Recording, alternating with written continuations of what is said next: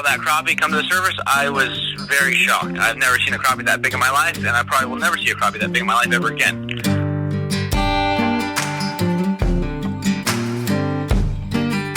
How about that? A new California state record black crappie caught in Clearlake. On this episode of the Western Outdoor News podcast, I speak with Dave Burruss, the owner of Clearlake Outdoors and the angler that now holds the state record black crappie. Read the full article and see all the photos at wonews.com and in the February 26, 2021 issue of Western Outdoor News. But hear the story straight from Dave on the show today. After that, I speak with Western Outdoor News veteran writer, you guys all know the name, you've all seen his articles, McCrea, about the upcoming Rockfish Opener on March 1st. The rock fishing currently is as good as I've ever seen it in all my life. Those are some strong words coming from Merritt. He also discusses new rockfish regulations and openings that will affect anyone targeting rockfish this season. After that, I spoke with Western Outdoor News hunting reporter Tim Hovey about his recent article titled Hunting It All, where he stresses the importance of targeting a wide variety of species as a hunter. And I always thought when I was younger that as I moved through the hunting ranks and I hunt different animals, that the interest would wane for those animals and I'd graduate to the next species and I'd start hunting deer or bear or elk or whatever. I always kind of try and do every type of hunting every season if I can find the time to go.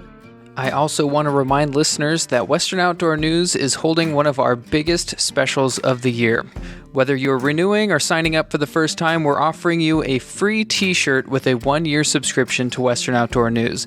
That means 52 issues available weekly and a free t-shirt for the low price of $39.95. Head over to wonews.com under subscription special to claim your free shirt with a 1-year subscription to Western Outdoor News.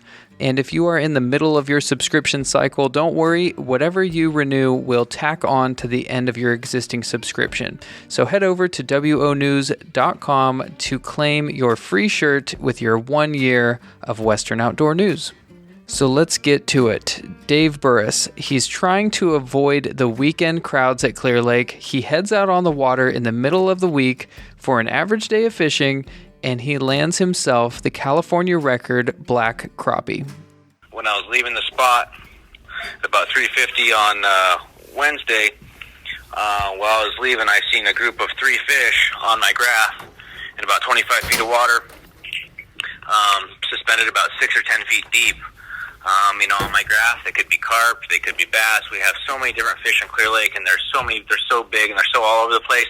Who knows what they were? I was thinking they were carp, especially after my first cast. I did not get a follow on that. When I see these fish on the graph, I throw an A-rig or I throw a swim bait, and if I get them to follow, I know it's an active fish or a bass or a crappie or something that might eat my bait. When it's carp, they won't follow at all. So first cast, no follows. Second cast, made a little bit better cast, a little bit better angle. I see the state record following my bait, watch him bite it. When I hook set, I think I have probably a 5-pound bass, and which a 5-pound bass on Clearlake is a great fish, but I wouldn't grab the net for it, wouldn't panic at all. Just reel it in, put it on the boat and give it a kiss and throw it back. Different today, different that day. When I saw that crappie come to the surface, I was very shocked. I've never seen a crappie that big in my life, and I probably will never see a crappie that big in my life ever again. Panicked for the net. I didn't think I was going to use the net that day, so I had it strapped down still. So I was figuring out how to unstrap the net and net my fish. And when I ended up netting the fish, I was like, oh, that's my personal best crappie. Probably about 3 pounds, maybe, high 3. I was thinking 3.8. And then, so there's 2 other fish with that crappie. I was figured the week before I caught an 8-pound bass, and there was other bass with it the same size. And I told myself later that day I should have put that bass in live well real quick, and then kept on fishing for those bass. So I could have had 2 or 3 8-pounders instead of just 1. Told myself the same thing, so I threw that 3-pound crappie, what I thought was 3-pound crappie in the live well, and then try to fish for these other 2. There's one that followed the other crappie in the first time. He wouldn't seem that interested. That was the bigger one of the 2 left. And so I tried to fish for the third one for another 5 or 10 minutes. He looked at my bait and followed it once and then said pretty much no. So then I went back to the fish I had in my live well. I was like, you know what? I should probably weigh my personal best crappie, thinking it's going to be 3.8, and I put it on the scale, and it was 4.4 on my, scale. As not just out on the super boat. Technical. Yeah, just out on the boat, not being technical. I was like, 4.4. That is I'm just shocked. I'm like, what's the record for crappie? And I know off the top of my head, I know it's 4 pounds 8 ounces for California record crappie for a white crappie. Now I looked up, and these are black crappie out here. How you know it's a black crappie or a white crappie is you tell the spine. You count the spines on top. A white crappie will have 5 or 6 spines on top. A black crappie will have 7 or 8 spines on top. We started counting spines. I started doing some Googling, and it turns out the California black crappie record is 4 pounds 1 ounce, currently stating, and the crappie I have in my live well is 4 pounds 5 ounces, and it has 7 spines. It's a black crappie, so I'm now even more shocked and trying to figure out how I can find a certified scale in town. For some reason, no one in this whole county has a certified scale for catching a record fish. But it's very convenient that we are in a small county, and the grocery stores have a certified scale to sell their groceries or their meats or other stuff like that. So small county, small town. We know the local manager at the grocery store, which I'm very grateful for him because it wouldn't have happened without him. They let me weigh my fish at the local grocery store, which is awesome. And then we took pictures of it on the certified scale. We took pictures with the certified scale certificate. Did a little bit of paperwork going on with it. We met with the biologist. When did I meet with him? On Saturday or Sunday, I believe. Saturday, maybe. And he looked at it, and he remeasured. And actually, I measured a 16-inch girth with the tape measure I had, which isn't the perfect measure girth. And then he remeasured it, so it was 17 and 3/4 inches long, 17 inches around for the girth, and then 4 pounds 5 ounces. So I'm sure it's been a frenzy for you. Are you getting a lot of calls? A lot of calls, a lot of congratulations. I really appreciate all the support. But in my opinion, it's just another day fishing, and if you go out and enjoy yourself fishing, the same thing could happen to you. I just go out and do it to enjoy myself. That day I was by myself with my chocolate lab. Not that I don't like to fish with people, but it's something else when you're out there by yourself on your boat, really, enjoying the nature environment and, getting back to where you belong, And you're a local out there, and you're actually a local business owner. Tell me about that. Yeah, I own Clearlake Outdoors. It's a local bait and tackle shop up in Lakeport. For a long time, I was trying to find a job that I really loved, and, I finally found a job that is not even a job because I love it so much. So it's pretty sweet that I can, sell tackle, talk about fishing all day, go out and catch fish, and then spread it on. Teach kids how to tie knots, teach kids how to, put the Kitech on the hook, all sorts of stuff, and it's a great experience. It's not every day you get to speak with a brand new state record holder like that. Thank you to Dave for telling that story. Again, if you haven't seen the photo, head over to Western Outdoor News Facebook page or Instagram page, or head to wonews.com to check it out and see for yourself. Moving on to Rockfish, with the opener coming up on March 1st, many anglers are excited to get out on the water. So here is your chance. Clear your calendar for the 9th annual WAN Rockfish Rumble coming up on Wednesday, April 7th, 2021, out of Ventura Sport Fishing. We will be sending out 3 boats for a 5 a.m. to 4 p.m. trip, again on April 7th, 2021. The price is only $135, which includes a $10 jackpot that will be paid out to the 3 anglers with the heaviest fish of the day. For only $135 per angler, it's a fun event and an affordable way to get out on the water in what is sure to be a rockfish season to remember. Sign up at the link in the episode description or call us directly at 949-366-0827. So we will see you on the water April 7th at the WAN Rockfish Rumble, but let's jump to Merritt McCrea as he breaks down what to expect with the new changes coming for rockfish anglers this season. Well, there are really 2 major changes this year for the SoCal area. That's the zone from Point Conception south to the Mexican border. One is that we were able at the PFMC to get access to the 100 fathom curve or lines beyond the 75, which is where we were stopped off last season. And the other is the Vermilion rockfish assessment it's actually quite dated. And so it's resulted in tremendous catch levels that we've seen in the past few years. A 5-fish bag limit within a 10-fish, they call it the RCG complex. So that's the 10 fish, which includes greenling, cabezon, and all the rockfish species. What is the biggest change that people are seeing with this? I guess what's the purpose of all this? We've had several overfished rockfish species in the last 20 years, and the rebuilding plans have worked, and the stocks have rebuilt, and now we are all down to just one remaining overfished rockfish species. And when a rockfish comes out of rebuilding like that, it really opens up the amount of fish that we can take coast-wide, and that means greater access to areas that had been closed to us to help rebuild those species. The rock fishing currently is as good as I've ever seen it in all my life. There were places along the Gaviota coast where it was kind of scratchy looking bottom, it was hard bottom, and we'd occasionally find a few fish there back in the day. But in the last couple of years, those have become primary rock fishing zones with lots of fish on them. And that's true all the way up and down the coast. The rockfish population has really rebounded since the 1990s was probably when it was at its nadir. Mm-hmm. So if somebody's never gone out rock fishing this year, what kind of tips and tricks could you give them? The braided line has really made a difference. You can fish lighter weight and deeper water successfully. The limit is 2 hooks on the line. So you fish a couple of hooks on like a monofilament leader. You can splice that directly onto the end of your braid or not. But it's actually better to have about 100 feet of braid because it gives a little bit of 100 feet of monofilament at the end of your braid because it gives a little bit of spring and keeps the fish from tearing off the hooks. You'll need a selection of sinkers. Anything from about 6 ounces to a pound, generally, even for the deeper waters now. Used to be we fished like 2 pounds. What areas would you be targeting if you can go anywhere in the entire West Coast?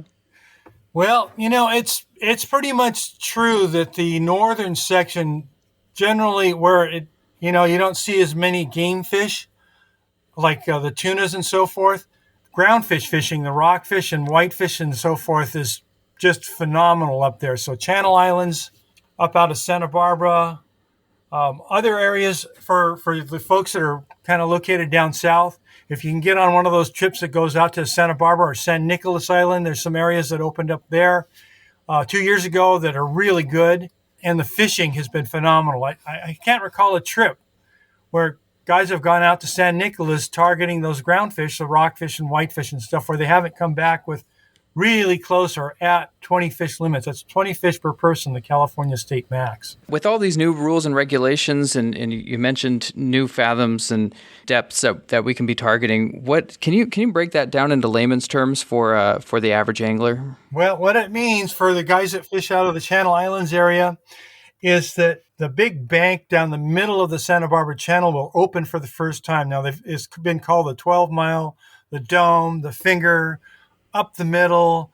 It has all kinds of local names depending on which harbor you come out of and who you talk to, but that will open up.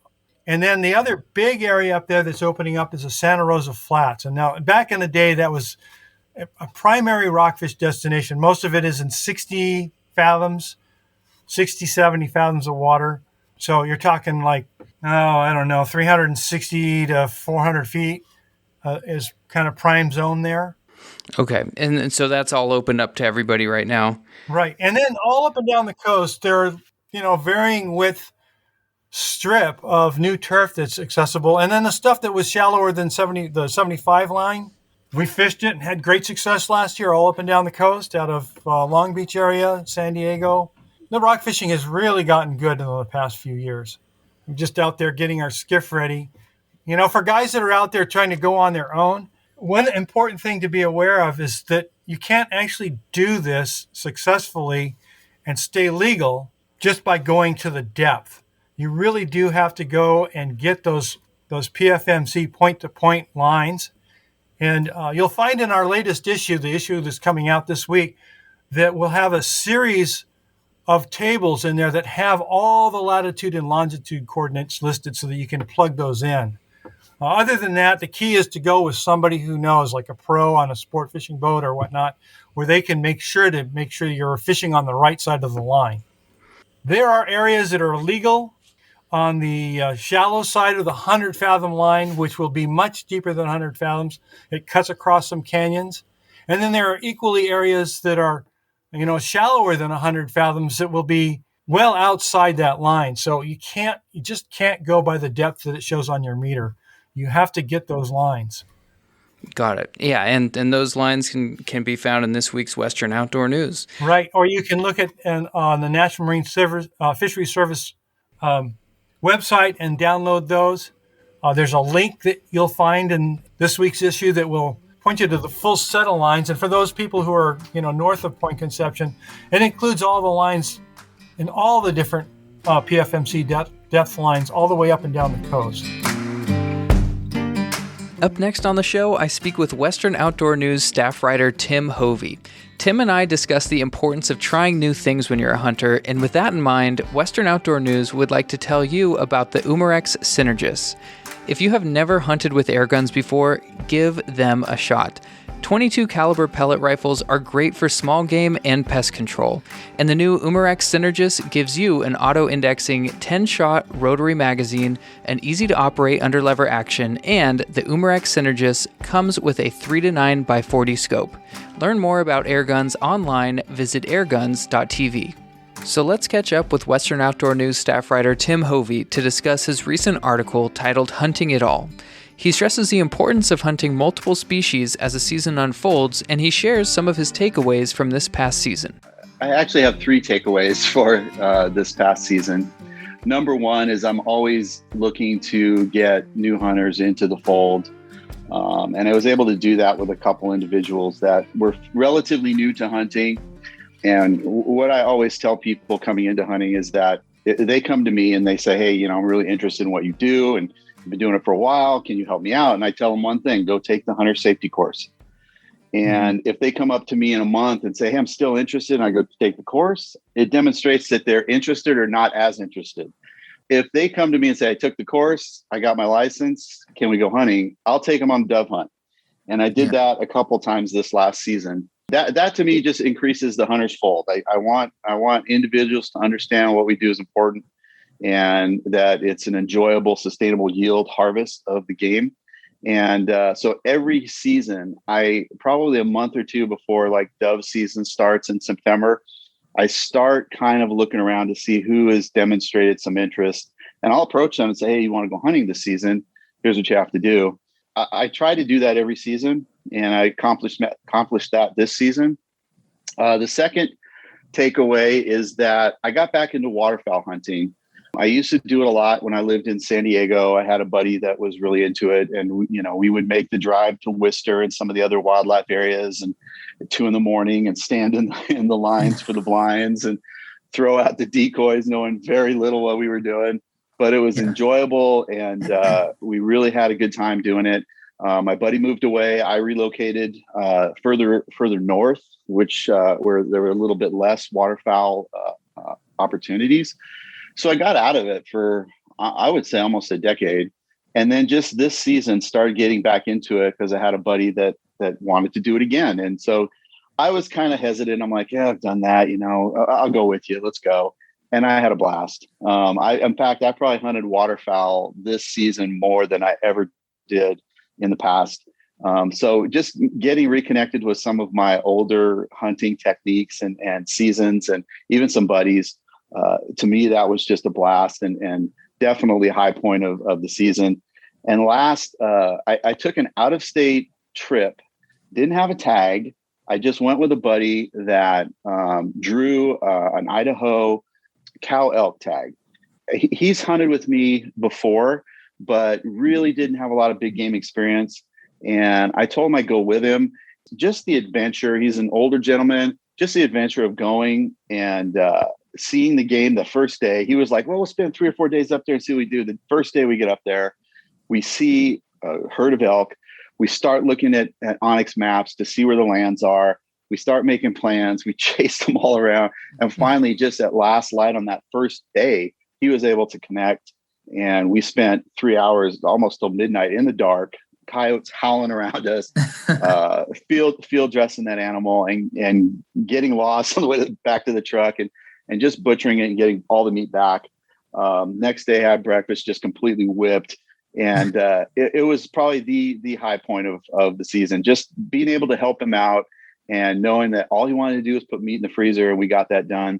So yeah, those three things: always taking new hunters out, and then getting back into waterfowl, and then of course the big game hunt for my buddy Ray. Looking back at 2021 season, and then looking forward, what are your plans for this year? One of the things I've always wanted to do, and I've been sorely either unprepared at the time, is to go on a very, very dedicated bear hunt. I'm always hunting predators or other species when the bear season comes around. So I wanted this season to make sure that, number one, it was still legal to do. Number two, do a little bit more scouting and finding areas. I did have areas that I thought were promising, but like I mentioned, I either failed to buy a bear tag when somebody said I should and ran into bear, or I run into bear during work, or I run into bear when it's I don't have the right rifle and I'm not hunting bear.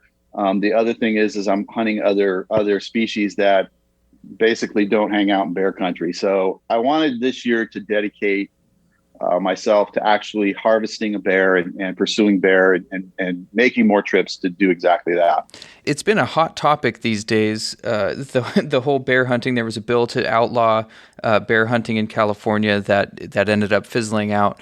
Can you describe for the audience that is kind of split on this, on the bear hunting topic, why bear, basically?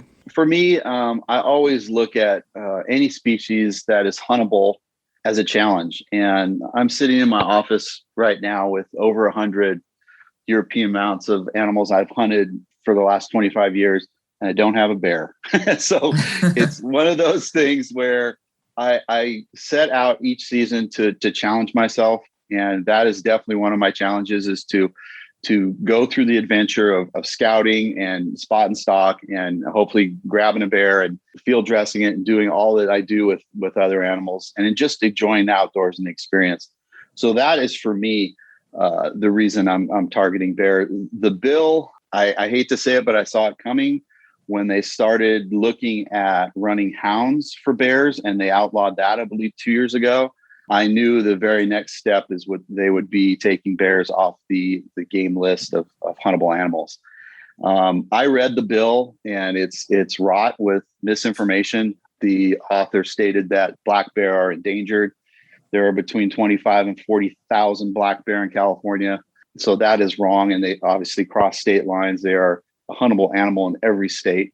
And that's how they're managed. The other thing I bring kind of to the table is that I'm a biologist. I'm a trained fisheries biologist, but I've worked with large mammal biologists for 25 years. And they tell me the same thing. The data shows that they're perfectly healthy in the numbers that they are. They set quotas for those animals every season. And I believe the last 10 years, we've met the quota before the end of the season. So that means they shut down the bear season because there are so many bears out there. They've been harvested. The season's closed, which is understandable to hunters. If you have a closed season and a season where there's a X number of animals being taken, and we meet that quota before the end of the season, every hunter on the planet, every hunter in California understands we had our shot. That's the sustainable yield take for that population. We'll get them next year. They understand that. That huntable yield keeps that population healthy. So when they started looking at, it being quote unquote inhumane to use hounds to chase bears, they outlawed that. 94 or 95% of the bears taken in California are taken over hounds. So when you did that, you basically stopped 95% of the take of bears.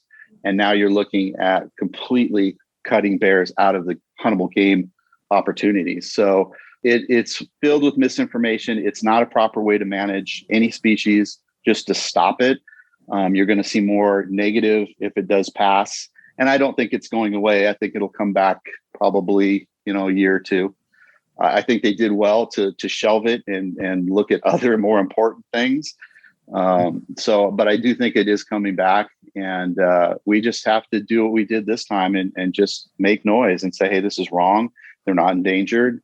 This is a huntable species that is managed through hunting. You don't want to see more negative interactions with humans, and they're going to be animals that are not as healthy. They're going to starve. They're going to get mange. It's going to be, you got to continue to hunt them. Bottom line, you got to continue to hunt them.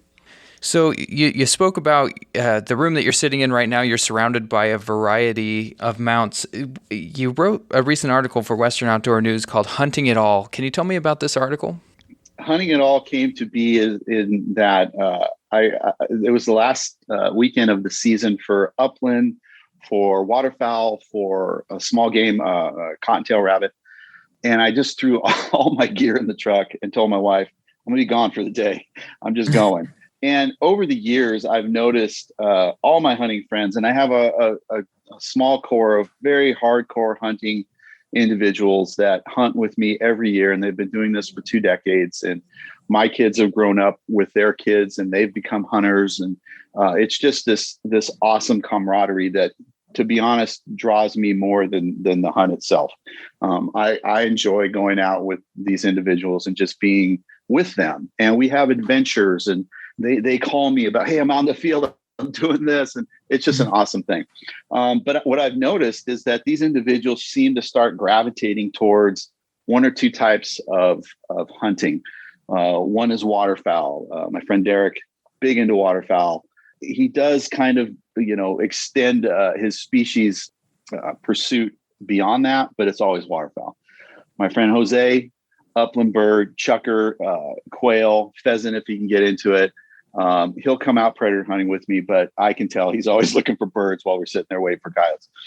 And my buddy John, who started off actually hunting dove in Colorado, moved to California, and then stopped hunting altogether. And then it's just a chance meeting. Both of our daughters went to the same grade school. We started talking, and I did what I do to everybody. I said, get your license. I'll take you dove hunting. And now that guy is a hardcore predator hunter. So basically they kind of found their focus. And I always thought when I was younger that as I moved through the hunting ranks and I hunt, different animals, that the interest would wane for those animals. And I'd graduate to the next species, and I'd start hunting deer or bear or elk or whatever. And that never happened. I always kind of try and do every type of hunting every season if I can find the time to go. So this last weekend, the last weekend of January, I had 4 species on the list, and I started off with predator hunting, and I walked from the truck and kicked up quail. Boom, the predator hunt was over. I threw my predator hunting gear in the truck, grabbed a shotgun, chased quail for a little bit, bagged a few birds. On the way back to the truck, kicked up a cottontail, started hunting cottontail. And then my end goal was to turn around and jump shoot a pond that I knew was close by. And so I had waders in the back of the truck as well. So it's one of those deals that I just noticed probably within the last few years that I enjoy being outside. I enjoy the pursuit. I enjoy the challenge. If I shine a little bit of a biologist light on it, I know their habits, their habitats, their movements. And that definitely ups my game a little bit. But, referencing back to raise out-of-state cow elk, I just had a blast. It wasn't about me pulling the trigger. It was about me helping out a friend. It was about me being out there with him until midnight, carving up this elk and hiking back to the truck in the dark. I just enjoy everything about hunting, outdoors, and that pursuit. And like I said, I thought at one point it would wane and I'd gravitate to just one. If anything else, they keep adding more species. I just try to juggle them all as the seasons unfold. Essentially what you're saying is the variety is the spice of life, the old saying goes. How, if you are stuck kind of in the one thing that you do and you don't have a friend that can show you the ropes within a different type of a hunt, how can people branch out? So that's a great question. And it actually is a topic of something I'm probably going to pitch to you guys in the coming weeks. And I've noticed this for the last decade, maybe even more. I started hunting when there was no internet. There was nothing. I subscribed to every outdoor magazine that I could and read. And then just trial and error going out. And did this work? No. And it did not work more often than not. And I just kept going and going. Now you have the luxury of the internet. There's countless forums on just about anything you want to do. If you want to jump on Predator Masters for predator hunting, there's tips for beginners. There's videos, there's everything. And you could just spread that out through every aspect of hunting species. The one thing I have found that is a little disconcerting is that people don't want to put in the time themselves to go and give it a try. They'll post something up like, hey guys, in town for 3 days, looking for a place to hunt coyotes. Where should I go? What should I use? They want all that information at their fingertips. Some sportsmen have gotten a little bit lazy. But I would start there. I would start at the internet. If, with the upland birds, quail, sometimes hang out with chukar. If you know chukar are a little bit rocky individuals and you know their habitat, you can overlap, you can double species that hunt. Predators is a little bit tough. It's to me, it's the top predator. It's top animal I pursue, mainly because there's so many challenges in it, and you are basically hunting the hunter. Big game. You got to look at maps. You got to put leather on the ground. You got to put your boots on the ground, spend some gas, go out and look. But I think if you start with these forums and getting an idea and maybe even jumping on YouTube and seeing some videos, you can easily expand what you're hunting right now. I know a lot of guys that just, hunt big game. So you got, I believe, two deer tags a season. So you could take up to 2 shots, maybe no shots, and then your hunt's over. You need to expand, man. Make yourself some trips or plan some trips where you look at other species, or, hey, I saw rabbits down here, or I saw birds. Let's go hunt birds. Or, hey, one of the things I do is I've got Onyx maps and I'm pinging everything. Oh, here's a pond and there's ducks in it. Next time I go duck hunting, I'm going to stop by that pond and jump shoot it.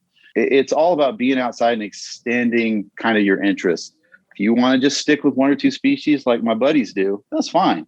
But if you want to extend your hunt, look at the other species that are available to you. And there's quite a bit available to California hunters. If you don't want to hunt just big game, you could easily get into small game, predators, upland birds.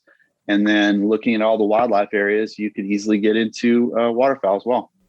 Okay, yeah, and not using what you see on the internet or in Western Outdoor News as a crutch, but using it to kind of help get you out there, but you actually have to do the work and get out there yourself. No, absolutely. And that's a great way to put it, because there's times I was looking for gear suggestions, and I was reading a lot. And one of the things I enjoy about the forums is that I don't think I've ever jumped on there and asked some advice about gear and not had somebody who had either purchased it or uses it. And that's where I use it. I'm thinking of buying this scope. It's got this, that, and the other parameters and optics and stuff. What do you guys think? What I don't do is say, hey, where do I go to hunt this? Pick up a book, jump on the internet and review that species habits, and then find that habitat and go try it yourself. Because you'll get a fair amount of flaming on these sites that basically said, get in your car, put your boots on, go find them, because that's the way everybody else did it. So I think a crutch is a good way to use it, just to say, hey, I need to start in this area. Asking people's advice on what to use is probably okay, and then going and trying it yourself. That's 90% of the fun, man, is exploring and going, man, I found this by myself. For good or bad, the internet has helped and probably not helped some people. It's important to know that the people that are on the cover of Western Outdoor News, they might have learned about this stuff, on the internet or in the paper. But to get on the cover, to have that hunt of a lifetime, you have to get out of the house, get off the phone, and put in the work. Absolutely, and you will quickly understand that reading words off a forum or the internet and going out and applying it are 2 entirely different things. And if you just spend more time in the field, in the area where these animals hang out, you yourself will apply some hunting knowledge and understand, hey, this is the place to go, and this is how I can get more experience in hunting them, is just being outside. Just being outside. What a perfect note to end on. For Tim's full article titled Hunting It All, check out the February 26th edition of Western Outdoor News, now live at wonews.com. Also, as a reminder for the current free t-shirt offer with 1 year of Western Outdoor News, head over to wonews.com. That offer will be going through the end of March. And mark your calendars for April 7th. We have the One Rockfish Rumble. We will see you outdoors.